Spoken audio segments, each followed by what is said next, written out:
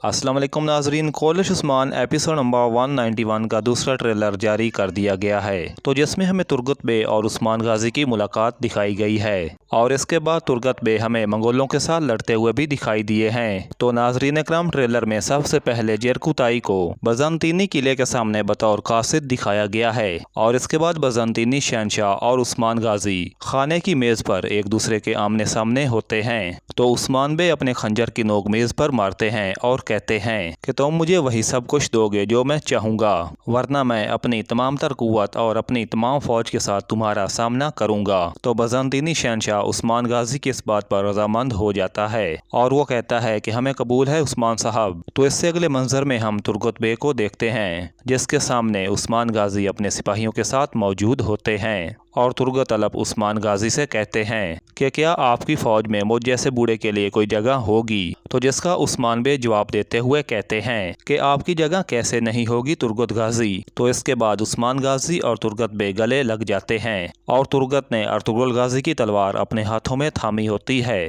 और उसकी आंखों से आंसू जारी हो जाते हैं और उस्मान बे तुर्गत अलब से कहते हैं कि आप मेरे पीछे एक पहाड़ की तरह खड़े होंगे।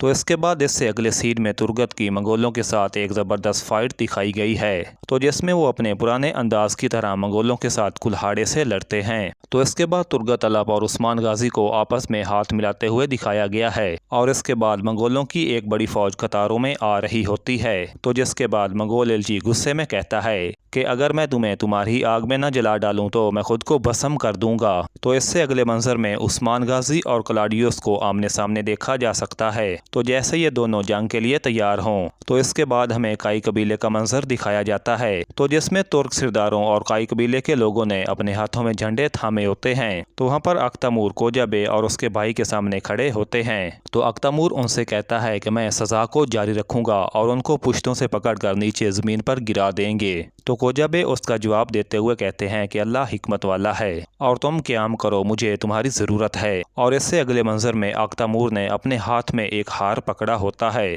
तो फातिमा खतून उस हार को छीनने के लिए आगे को बढ़ती है, तो वो अपना हाथ पीछे को खींच लेता है और ये सब मनाजिर हलीमा भी दूर से देख रही होती है। और इसके बाद नीलोफर खतून और गोंचा कबीले में दाखिल होती हैं और उन्होंने बेगम खतून को रस्सियों से बांध रखा होता है। तो नीलोफर खतून बेगम खतून की रस्सी को खींचती है, तो कहती है कि चलो जल्दी करो। तो जिसके बाद बेगम खतून जमीन पर गिर जाती है। तो बाला ये शोर सुनकर अपने खैमे से बाहर आ जाती है और इसके बाद हमें जंग के दिलचस्प और शानदार मनाजिर दिखाई देते हैं और वहाँ पर धमाके भी होते हैं। और इन मनाजिर में हम देख सकते हैं कि मंगोल एलची की जो फौज आ रही होती है, तो उसके लिए उस्मान बे के सिपाहियों ने रास्ते में जाल बिछाया होता है और वो ऊंचाई से बड़े पत्थर उन पर गिराते हैं। और उस्मान बे अपने कबीले में लोगों से मुखातिब होते हुए कहते हैं कि बैतुल्लाह के मुजाहिदीन की तरह कि ए जंगजुओं की फौज, कि अगर हमारी मर्जी हो तो हम लोहे के पहाड़ों को भी पिघला दें और कोई भी हमें इससे नहीं रोक सकता और जंग हमारी जबकि फतह अल्लाह की। तो नाजरीन, अगर आपको ये वीडियो पसंद आई हो तो आप वीडियो को लाइक करें, शेयर करें और चैनल को सब्सक्राइब करें।